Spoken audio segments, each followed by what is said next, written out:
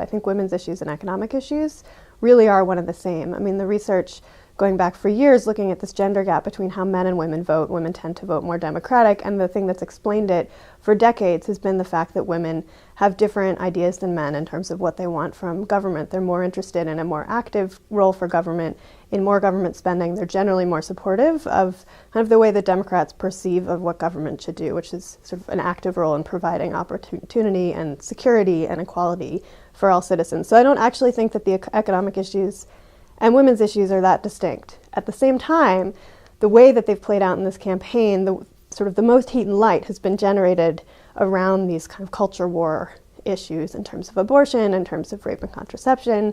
And some of those things tie back to these economic issues, in that I think the Obama campaign in particular has done a pretty good job talking about how women's health issues, contraception, all of those things tie into women's ability to actually be full economic actors. But some of them are just kind of pure culture war mongering, and I think have been much more playing to the polls of the two parties and less to what most women who are going into the voting booth tomorrow will be thinking about, which is really kind of economic stewardship.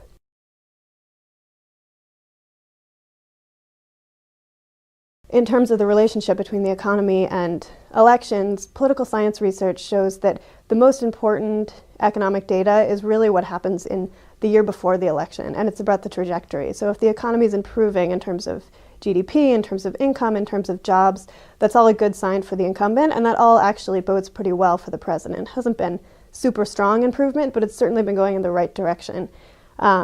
More recent data suggests that the last 2 to 3 quarters in the election year is kind of the most important. So it's not really this BLS number that came out on Friday that everyone said, this could decide the election. I mean, if it had been some shockingly off-trend number, it might have had a kind of November surprise impact. But it's really the fact that both last year and these last second and third quarters of this election year suggest a pretty consistent, decent, positive trend. And that's a good thing for the president.